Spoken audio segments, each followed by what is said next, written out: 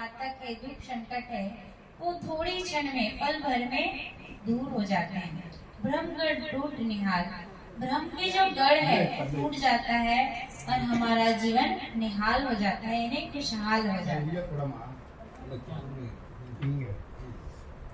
बोलिए श्री सतनाम कबीर साहिब की जय, सतगुरु श्री हनुमान साहिब की जय, माता जी की जय, सर्व संतों पंथ की जय। ಈ ದಿನ ಬಹಳ ಸೌಭಾಗ್ಯ ದಿವಸ ಅಂತ ವಿಮಲಾ ಸಾಹೇಬರು ಅಲ್ಲಿಂದ ಶುರು ಮಾಡಿದ್ರು. ಕಾರಣ ಇಷ್ಟೇ, ನಮ್ಮ ಮುಂದೆ ಬೇರೆ ಬೇರೆ ರಾಜ್ಯಗಳಿಂದ, ಮಧ್ಯಪ್ರದೇಶದಿಂದ, ಮಹಾರಾಷ್ಟ್ರದಿಂದ ಬಂದಿರತಕ್ಕಂಥ ಮಹಂತರು, ಸಾಧ್ವಿಗಳು ಇರ್ತಿದ್ದಾರೆ. ವರಲಕ್ಷ್ಮಮ್ಮ ಅವರ ಆಶ್ರಮದಲ್ಲಿ ನಾವೆಲ್ಲ ಸೌಭಾಗ್ಯವಂತರು ದಿವಸ. ಯಾಕಂದ್ರೆ ಸಾಧುಗಳ ದರ್ಶನ ದುರ್ಲಭ, ಅದು ಸಿಕ್ಕಿದ್ರೆ ಬಹಳ ಧನ್ಯರಾಗ್ತಾರೆ. ಅಪರೂಪ, ಅನುಮೋಲ್ ಅಂದ್ರೆ ಅಪರೂಪ, ಸದಾ ಸಿಗೋದಿಲ್ಲ ನಮ್ಗೆ ದರ್ಶನ, ಸಾಧುಗಳ ದರ್ಶನ. ಇದು ಹಾಗಾಗಿ ಸಿಗುತ್ತೆ. ಅವ್ರ ದರ್ಶನ, ಅವರ ಒಂದು ಜ್ಞಾನದ ವಿಚಾರಗಳಿಂದ ನಮ್ಗೆ ಸುಬುದ್ಧಿ ಉಂಟಾಗುತ್ತೆ, ಜ್ಞಾನ ಸಿಗುತ್ತೆ, ಮತ್ತೆ ನಮ್ಮ ದುಃಖಗಳೆಲ್ಲ ನಿವಾರಣೆ ಆಗ್ತವೆ. ನಿವಾರಣೆ ಆಗ್ತವೆ ಅಂದ್ರೆ ಮನಸ್ಸಿಗೆ ಶಾಂತಿ ಕೊಡ್ತವೆ. ದುಃಖ ಇಷ್ಟೇನಾ ಅನ್ನೋದು ಮನವರಿಕೆ ಆಗುತ್ತೆ ನಮಗೆ. ಅವರ ಹೇಳೋ ವಿಚಾರಗಳಿಂದ, ಜ್ಞಾನದ ಮಾತುಗಳಿಂದ ಓ ಇಷ್ಟೇನಾ ಅನ್ನೋ ಒಂದು ಉದಾಸೀನತೆ ಬಂದು ನೋಡಿ ದುಃಖ ನಿವಾರಣೆ ಆಗುತ್ತೆ. ದುಃಖ ನಿವಾರಣೆ ಆಗುತ್ತೆ. ಅದೇ ಪ್ರಾರಬ್ಧ ಕರ್ಮಾನುಸಾರ ಏನೇನ್ ಕಷ್ಟಗಳು ಬಂದಿದೆಯೋ ಅದನ್ನ ಅನುಭವಿಸ್ತಾ ಈ ವಿಚಾರಗಳನ್ನ ಕೇಳ್ತಾ ಮಾನಸಿಕವಾಗಿ ಶಾಂತಿ ಸಿಕ್ಬಿಡುತ್ತೆ. ಆಗ ದುಃಖದ ಕಡೆ ಗಮನ ಹೋಗೋದಿಲ್ಲ, ನಮ್ದು ದುಃಖದಿಂದ ವ್ಯತ್ಯೆ ಪಡೋದಿಲ್ಲ. ಅದನ್ನ ಅವರು ತಿಳಿಸಿದ್ರು. ಮತ್ತೆ ಭ್ರಮೆಗಳು ಬಿಡುಗಡೆ ಆಗುತ್ತೆ. ಭ್ರಮೆಗಳು ಅಂದ್ರೆ ಇರೋದೊಂದು ತಿಳಿಯೋದೊಂದು, ರಾಂಗ್ ಇನ್ಫಾರ್ಮೇಶನ್, ತಪ್ಪು ಮಾಹಿತಿಗಳನ್ನ ನಮ್ಗೆ ಅನಾದಿ ಕಾಲದಿಂದ ತಿಳಿಸ್ಬಿಟ್ಟಿದ್ದಾರೆ ಹಿರಿಯರು ಇರಲ್ಲ. ಅದಕ್ಕೆ ಅವ್ರು ಹೇಳಿದ್ರು ಸತ್ಸಂಗ, ಹರಿಕತೆ, ಇವುಗಳಿಂದ ಏನು ಲಾಭ ಅಂತ ಅಂದ್ರೆ ಸುಬುದ್ಧಿ, ಒಳ್ಳೆ ಬುದ್ಧಿ. ಸುಬುದ್ಧಿ ಅಂದ್ರೆ ನಮ್ಮಲ್ಲಿರ್ತಕ್ಕಂಥ ದುರ್ಗುಣಗಳೆಲ್ಲ ದೂರ ಆಗ್ತವೆ. ಸುಗುಣಗಳು ಹೇಳ್ತಾ ಇರ್ತಾರೆ ಒಳ್ಳೊಳ್ಳೆ ಗುಣಗಳನ್ನು ಅಳವಡಿಸ್ಕೊಳ್ಳಿ ಅಂತ. ಆಗ ನಾವು ಅಳವಡಿಸ್ಕೊಂಡಾಗ ಇವು ಜಾಗ ಖಾಲಿ ಮಾಡ್ತವೆ. ದುರ್ಗುಣಗಳು ನಮ್ಮ ಮನೆಯಲ್ಲಿ ನಮ್ಮ ಮನಸ್ಸಿನಲ್ಲಿ ಮನೆ ಮಾಡ್ಕೊಂಡಿರ್ತವೆ, ಅವೆಲ್ಲ ಖಾಲಿ ಆಗ್ತವೆ ಅನ್ನೋ ಒಂದು ವಿಚಾರವನ್ನ ತಿಳಿಸಿದ್ರು. ಈಗ ಮುಂದುವರೆದು ಹೇಳ್ತಾರೆ.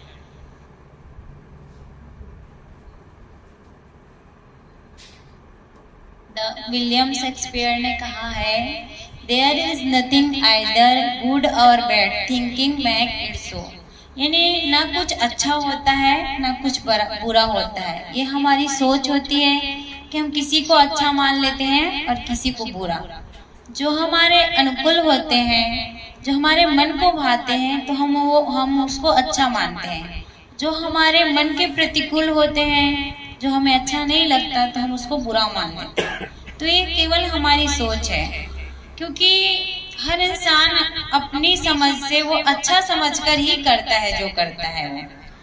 और कहते हैं कि सोच को सुधारिए तो सितारे बदल जाते हैं, सोच को सुधारिए तो सितारे बदल जाते हैं, नजर को सुधारिए तो नजारे बदल जाते हैं, नजारे बदल जाते हैं, किश्ती को सुधारिए तो किनारे बदल जाते हैं।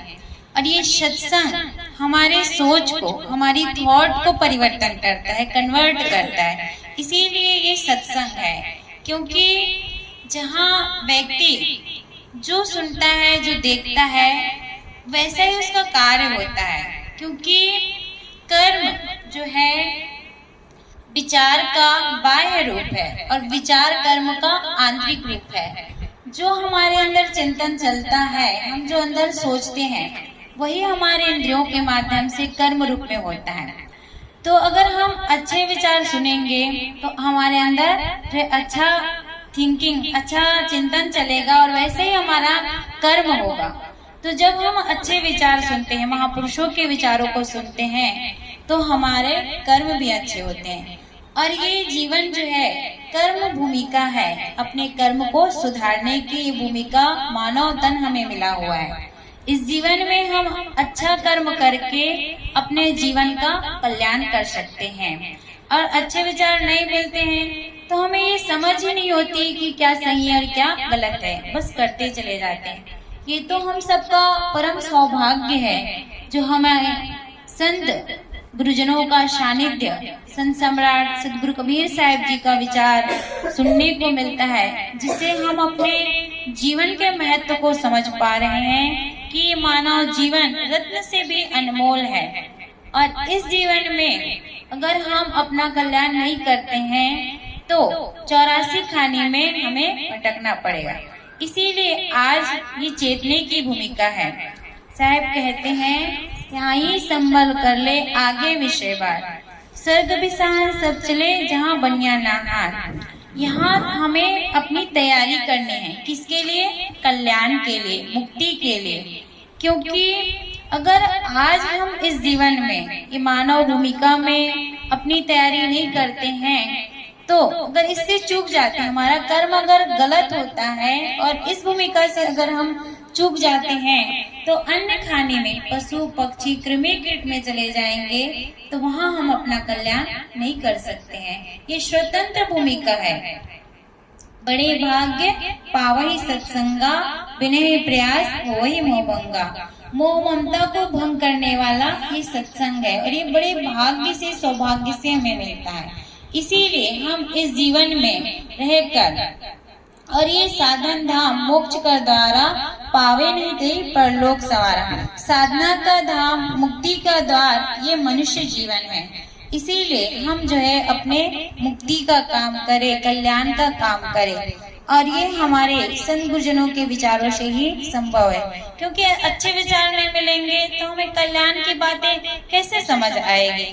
ये तो हम सबका सौभाग्य है कि हम संतों से जुड़े हुए हैं। जो लोग सत्संग से और संतों से नहीं जुड़े हैं उनका जीवन आप देखिए कि वो किस प्रकार व्यतीत हैं, दुखित पीड़ित हैं और इस रत्न तुल्य जीवन को वो बोझे की तरह ढो रहे हैं। वो जिस प्रकार जीवन को जीना चाहिए वैसे नहीं जी पा रहे और हम सब तो कितने समझदारी से और जागरूकता से, विवेक से जीवन को जीते हैं।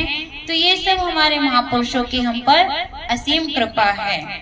तो हम जो है सत्संग से, संतों से जुड़े रहे और यही अपनी तैयारी करें। तैयारी क्या है? भक्ति भजन करते रहे, संत गुरुजनों की सेवा पूजा करते रहे, मानव मात्र के प्रति हमारे मन में दया का भाव हो, क्षमा का भाव हो। तो ये जो संत गुरुजन हमें अष्ट महासद्गुण बताते हैं, दया, क्षमा, संतोष, सील, विवेक, विचार, वैराग्य, गुरु भक्ति। तो इन अष्ट महासद्गुणों को हम जीवन में धारण करें तो हमारे जीवन का कल्याण हो जाएगा। बोलिए श्री सद्गुरुदेव की जय। ಮತ್ತೆ ಮುಂದುವರೆದು ಹೇಳಿ ವಿಲಿಯಂ ಶೇಕ್ಸ್ಪಿಯರ್ ಒಂದು ಇಂಗ್ಲಿಷ್ ಗಾದೆ ಏನಂದ್ರೆ ಅದರ ಅರ್ಥ ನಾವು ಏನನ್ನ ಯೋಚನೆ ಮಾಡ್ತೀವೋ ಅದರಂತೆ ನಾವು ಆಗ್ಬಿಡ್ತೀವಿ. ಒಳ್ಳೆಯದನ್ನ ಯೋಚನೆ ಮಾಡಿದ್ರೆ ಒಳ್ಳೆ ಜೀವನ ನಾವು ರೂಪಿಸ್ಕೊಳ್ಬಹುದು. ಕೆಟ್ಟದ್ದನ್ನ ಯೋಚನೆ ಮಾಡ್ತಾ ಇದ್ರೆ ಕೆಟ್ಟದ್ದು ನಮ್ಮ ಜೀವನದಲ್ಲಿ ಆಗುತ್ತೆ. ಈ ಮನಸ್ಸು ಅನುಕೂಲ ಆದಾಗ ಅನುಕೂಲತೆ ಪ್ರತಿಕೂಲತೆ ಹೇಳಿದೆ. ಅನುಕೂಲ ಆದಾಗ ಮನಸ್ಸು ಇಷ್ಟಪಡುತ್ತೆ, ಅನಾನುಕೂಲ ಆದಾಗ ಮನಸ್ಸು ಇಷ್ಟಪಡೋದಿಲ್ಲ. ಮತ್ತೆ ಅದಕ್ಕೆ ಮನುಷ್ಯ ಏನ್ ಯೋಚನೆ ಮಾಡ್ಬೇಕು ಅಂದ್ರೆ ಒಳ್ಳೇದನ್ನ ಆಗೋದನ್ನ ಯೋಚನೆ ಮಾಡ್ಬೇಕು.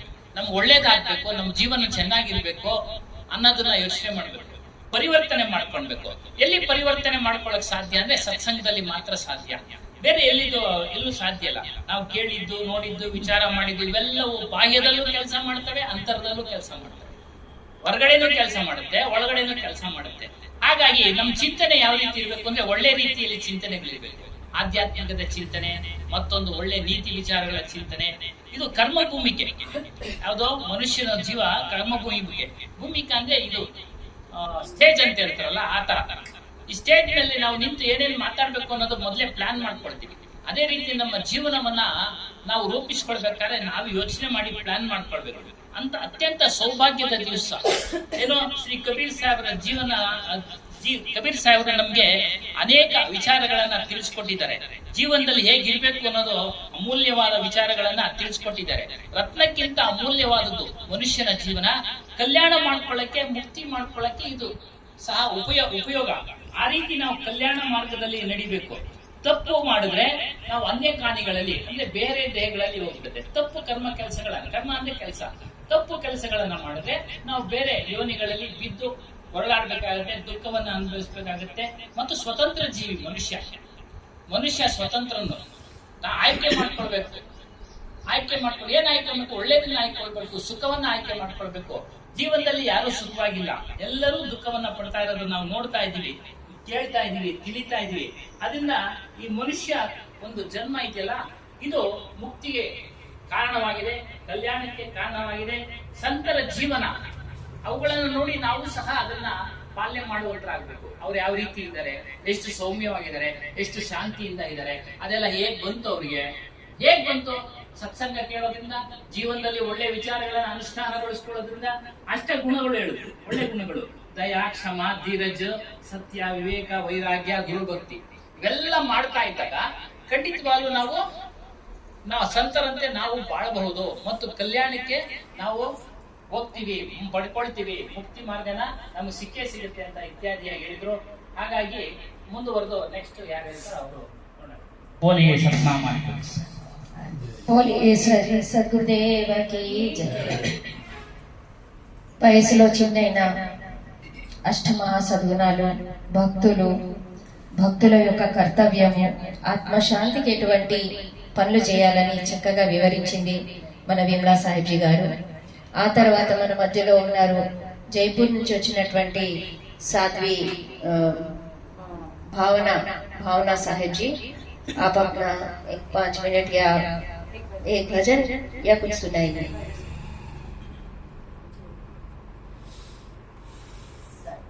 साहिब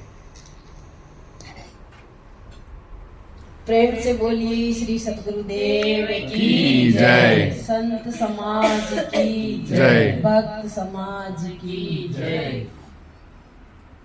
गुरु भक्ति कर देती है सकल पाप को नाश, जैसे जिंदगी आग की परे पुरानी घास, इतने विष की मेलरी गुरु अमृत की खान, शीश दिए सतगुरु मिले तो भी सस्ता जान। बदलो अपनी चाल, जीवन जाने वाला है। बदलो अपनी चाल, जीवन जाने वाला है। समझो अपना हाल, ज्ञान का पी लो प्याला है। समझो अपना हाल, ज्ञान का पी लो प्याला है। साया है ये ज्ञान अंधेरा, ज्ञान का दीप जला लो। साया है ये ज्ञान अंधेरा, ज्ञान का दीप जला लो। अनाचार से दुखी दरा है, कुछ तो पुण्य कमा लो। कटे सभी जंजाल, पाप का दोलो काला है। कटे सभी जंजाल, पाप का दोलो काला है। बदलो अपनी चाल, जीवन जाने वाला है। समझो अपना हाल, ज्ञान का पी लो प्याला है। हिंसा झूठ कपट न्याय नशा जहर को छोड़ो। हिंसा झूठ कपट न्याय नशा जहर को छोड़ो। दया समा संतों से हरदम नाता जोड़ो। करो सदा उपकार, साथ में जाने वाला है। करो सदा उपकार, साथ में जाने वाला है। बदलो अपनी चाल, जीवन जाने वाला है। सम समझो अपना हाल, ज्ञान का पी लो प्याला है। तू अविनाशी देव विनाशी, झूठा जग का नाता है। तू अविनाशी देव विनाशी, झूठा जग का नाता है। बिना सत्संग वर्त जिंदगानी काहे पाप कमाता है।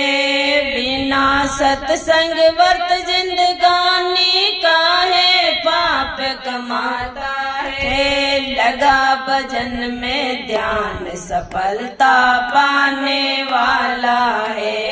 लगा भजन में ध्यान सफलता पाने वाला है। बदलो अपनी चाल, जीवन जाने वाला है। समझो अपना हाल, ज्ञान का पी लो प्याला है। पाना है आनंद अगर तो तृष्णा पंथ छुड़ाता चले। पाना है आनंद अगर तो तृष्णा पंथ छुड़ाता चले। ऊंच नीच की तोड़ दीवारें सबसे प्रेम बढ़ाता चले।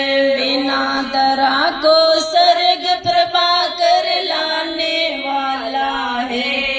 बदलो अपनी चाल, जीवन जाने वाला है।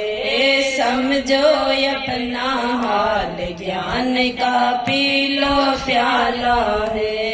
बदलो अपनी चाल, जीवन जाने वाला है। समझो अपना हाल, ज्ञान का पी लो प्याला है। प्रेम से बोलिए श्री सतगुरुदेव की जय। साहेब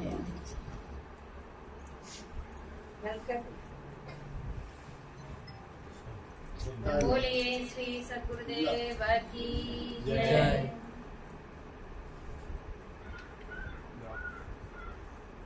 చక్కటి ధన్యవాదాలు భావనాజీ.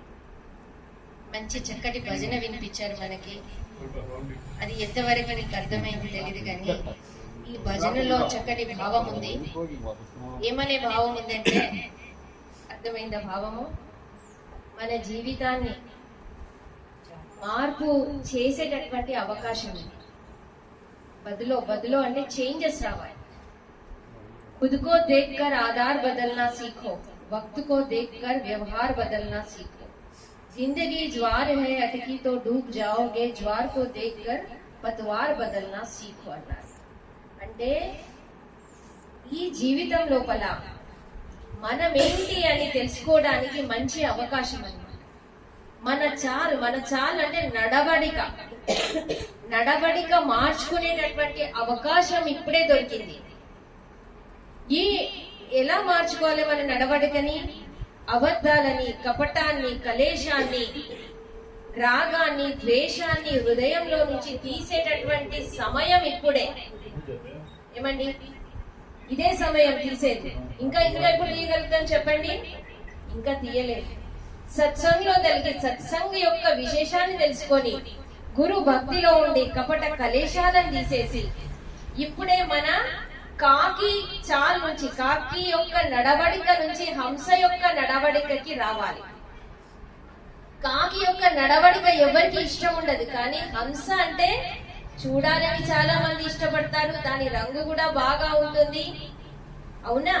అది ఆ మానసరోవరంలో పోయేటటువంటి దృశ్యాలు ఎవరైతే మనకు వివరించారో, మనం చూడలేదు, కానీ దానికి ఎవరైతే వివరించారో అది చాలా చక్కటి వివరణ ఇచ్చారు.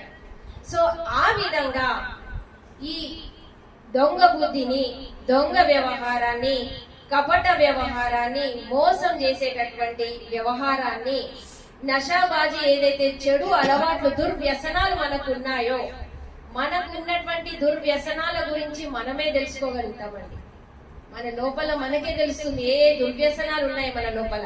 అబద్ధం ఆడేది ఉందా, నశ చేసేది ఉందా, అవునా? లేదా ఎవరితోనో మోసం చేస్తున్నామా అనే విషయాలను మనమే లోపల మంతనం చేసుకొని మన యొక్క నడవడికని ఇక్కడ మార్చుకొని మనం అవినాశి తత్వము మన లోపల ఏంటిది? ఈ శరీరం అనేది నాశవానము, కానీ అవినాశి తత్వము. ఈ అవినాశి తత్వంలో మనం ఏదైతే చేస్తున్నామో అదే మన వెనకాల వస్తుంది. కనుక దుర్బుద్ధిని వదిలేసి సద్బుద్ధిని హృదయంలో నిలుపుకోవాలి. ఇది మంచి అవకాశము, సత్సంగం అనేది మంచి అవకాశము. ఈ అవకాశాన్ని పూర్తి సద్వినియోగం చేసి మానవ జన్మని సఫలము చేయాలి. చక్కగా భజనలో వివరించారు ప్రభాకర్ సాహెబ్ జీ భజన. తర్వాత మన మధ్యలో ఉన్నారు గీతా సాహెబ్ జీ ఉన్నారు, ఆమె కూడా ఒక భజనని వినిపిస్తుంది. బోలియే శ్రీ సద్గురుదేవ की जय। बोलिए श्री सद्गुरु कबीर साहिब की जय, संत समाज की जय, भक्त समाज की जय। परम पूज्य गुरुदेव जी, मुद मंगल में संत समाज, भक्त प्रेमी माता और बहनों और नन्हे मुन्ने बच्चों, सभी के हृदय में बैठे पावन राम को साहिब बंदगी, साहिब बंदगी, साहिब। गुरु की महिमा अनंत है, अनंत किया उपकार, लोचन अनंत उगारिया, अनंत दिखावे निहार मनेवा, अनंत दिखावे निहार। गुरु भक्ति कर देत है, सकल पाप को नाश। जैसे चिंगी अगन की पड़ी पुरानी घास रे मनवा, पड़ी पुरानी घास। ये जिंदगी धोखा दे जाएगी, तू कर ले भजन हरू का। ये जिंदगी धोखा दे जाएगी, तू कर ले भजन गुरु का, कर ले भजन गुरु का, तू कर ले भजन हरि का। ये जिंदगी धोखा दे जाएगी, तू कर ले भजन गुरु का। जोड़ जोड़ जोरा की माया, जोड़ जोड़ जोरा की या, इसको देख देख भर माया, इसको देख देख भर माया। ये तो पानी जैसी बह जाएगी, तो कर ले भजन गुरु का। तो पानी जैसी बह जाएगी, तो कर ले भजन गुरु का। ये जिंदगी धोखा दे जाएगी, तो कर ले भजन हरि का। तेरी कोटी तेरी हवेली, तेरी कोटी तेरी हवेली बन जाएगी एक पहेली, बन जाएगी एक पहेली। ये तो खड़ी यहीं रह जाएगी, तू कर ले भजन गुरु का। ये तो खड़ी यहीं रह जाएगी, तू कर ले भजन गुरु का। ये करने का यही है मौका, भजन करन का यही है मौका। इस जीवन नहीं है भरोसा इस जीवन का, नहीं है भरोसा ये मौत उठा कर ले जाएगी। तो कर ले भजन गुरु का, ये मौत उठा कर ले जाएगी। तो कर ले भजन गुरु का, जिंदगी धोखा दे जाएगी। तू कर ले भजन गुरु का, ये जिंदगी धोखा दे जाएगी।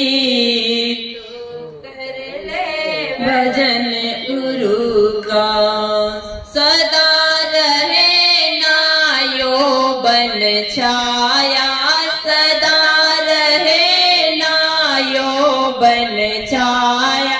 मिट्टी की है तेरी काया, मिट्टी की है तेरी काया। ये पल भर में ढह जाएगी। तू कर ले भजन गुरु का, पल भर में ढह जाएगी।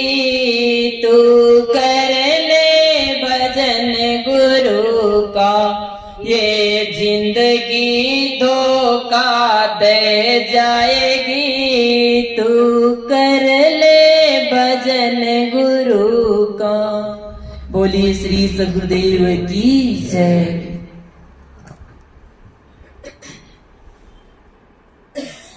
ఈ జిందగీ అంటే జీవితం. వస్తలేనా ఈ జీవితం అనేది ఎప్పుడు మనకు మోసం చేసి మనకి తీసుకెళ్ళిపోతుందో, ఇందులో కూర్చున్నటువంటి పరమాత్ముడిని, చైతన్య స్వరూపాన్ని ఎప్పుడు తీసుకెళ్తుందో తెలియదు, ఎప్పుడు మోసం అయిపోతుందో తెలియదు ఈ శరీరంతో. కనుక ఈ శరీరంలో ఉన్నప్పుడే ఏం చేసుకోవాలండి? మన యొక్క కళ్యాణం చేసుకోవాలి.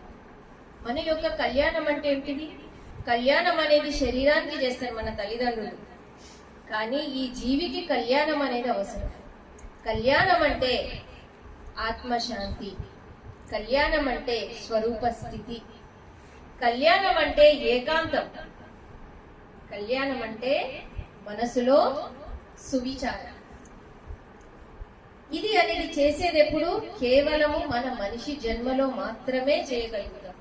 ఇది అనేది మన మధ్యలో నుంచి ఈ శరీరం ఎప్పుడు వెళ్ళిపోతుందో తెలియదండి. మీకంతా తెలుసు చక్కగా. మన నాగరాజప్ప గారు మనతో పాటు ఉండే, ఇప్పుడు ఈ రోజు మనతో పాటు లేరు, కానీ వాళ్ళు చేసినటువంటి పుణ్యము పురుషార్థము మాత్రమే వాళ్ళతో పాటు వెళ్ళింది. ఆయనతో పాటు ఇంకా ఏమైనా వెళ్ళిందా? వాళ్ళ కొడుకు పరిగెత్తిండా? కూతురు వెళ్ళిందా? భార్య వెళ్ళిందా? పోనీ ఎంతో కష్టపడి ఆశ్రమాన్ని ఏర్పరచుకుంటూ ఆశ్రమం వెళ్ళిందా? ఇల్లు, ధనము ఏది వెళ్ళదు కూడా. ఇదే శాశ్వత సత్యం.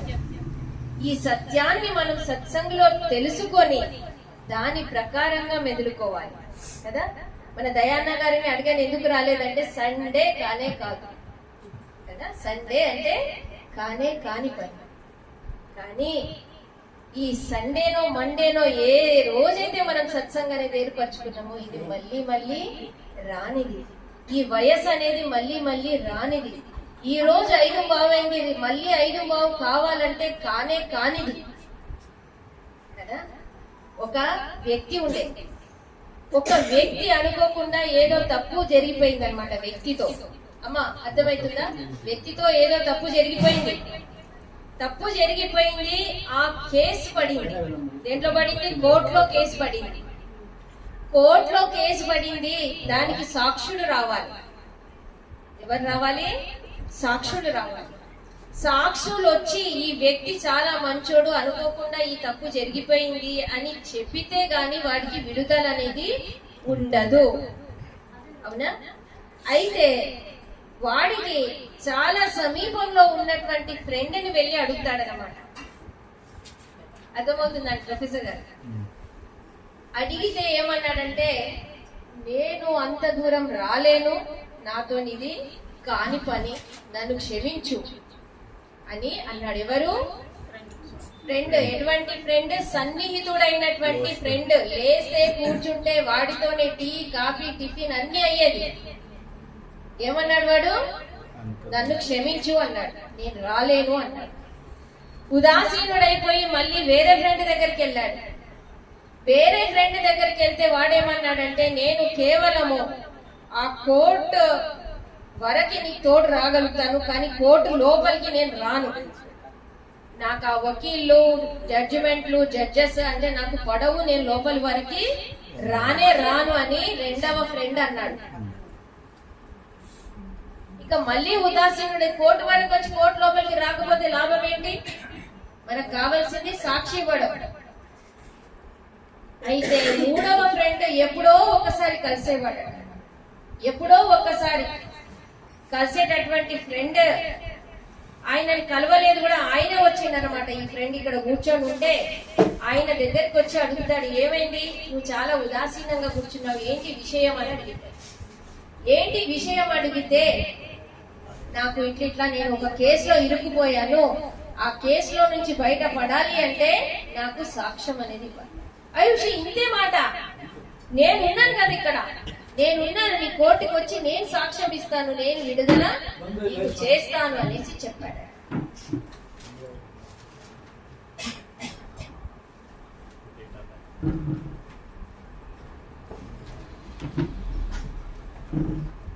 నేను విడుదల చేస్తానని చెప్పాడు.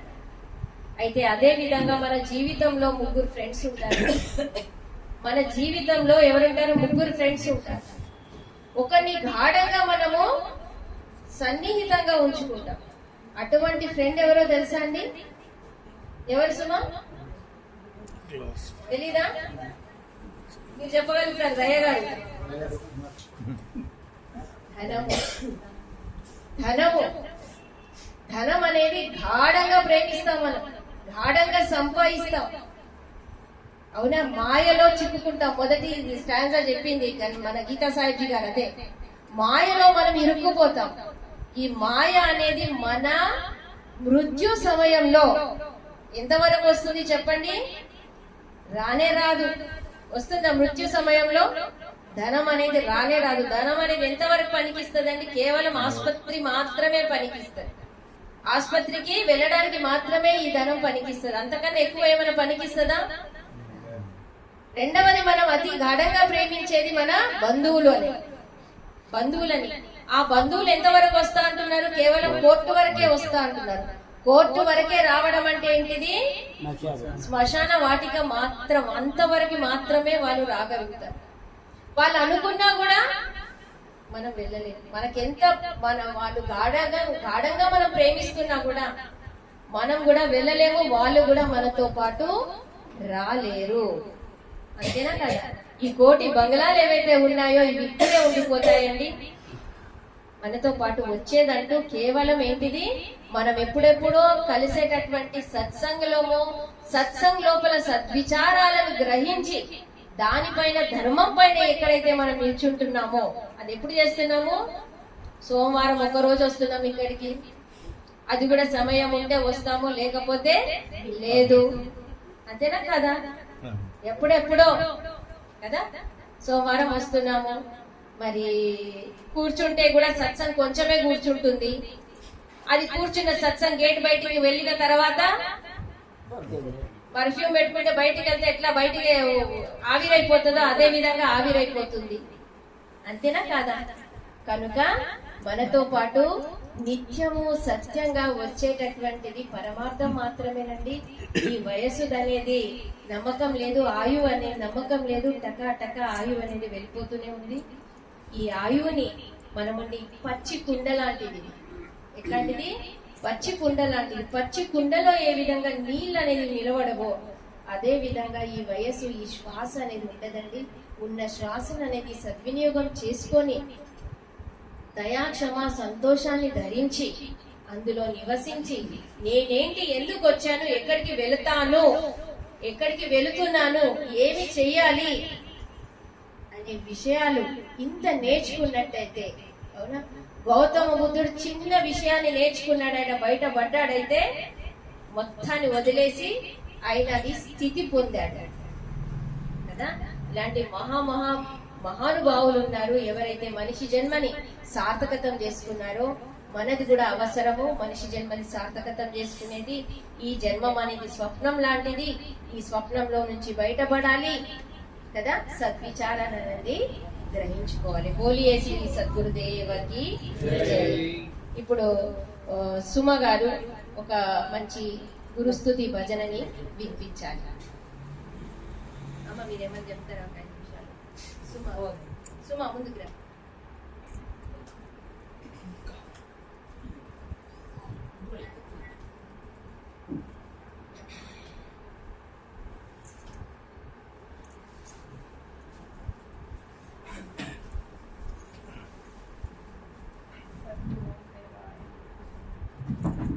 आवो गुरुदेव दर्शन दीजो, आवो गुरुदेव दर्शन दीजो, तुम्ही हो ज्ञान प्रदाता, तुम्ही हो ज्ञान प्रदाता. आवो गुरुदेव दर्शन दीजो, आवो गुरुदेव दर्शन दीजो, तुम्ही हो ज्ञान प्रदाता, तुम्ही हो ज्ञान प्रदाता. तुम्ही हो ब्रह्मा, तुम्ही हो विष्णु, तुम्ही हो ब्रह्मा, तुम्ही हो विष्णु, तुम्ही हो शंकर रूपा, तुम्ही हो शंकर रूपा. आवो गुरुदेव दर्शन दीजो, आवो गुरुदेव दर्शन दीजो, तुम्ही हो ज्ञान प्रदाता, तुम्ही हो ज्ञान प्रदाता. सृष्टि स्थिति लय की साक्षी तुम्ही हो, सृष्टि स्थिति लय की साक्षी तुम्ही हो, तुम्ही हो चेतन रूपा, तुम्ही हो चेतन रूपा. आवो गुरुदेव दर्शन दीजो, आवो गुरुदेव दर्शन दीजो, तुम्ही हो ज्ञान प्रदाता, तुम्ही हो ज्ञान प्रदाता. अनाथ दीन बंधु, अनाथ दीन बंधु, तुम्ही हो आनंद रूपा, तुम्ही हो आनंद रूपा. आवो गुरुदेव दर्शन दीजो, आवो गुरुदेव दर्शन दीजो, तुम्ही हो ज्ञान प्रदाता, तुम्ही हो ज्ञान प्रदाता. अज्ञान नाशक शरण संरक्षक, अज्ञान नाशक शरण संरक्षक, आत्मा ज्ञान प्रदाता,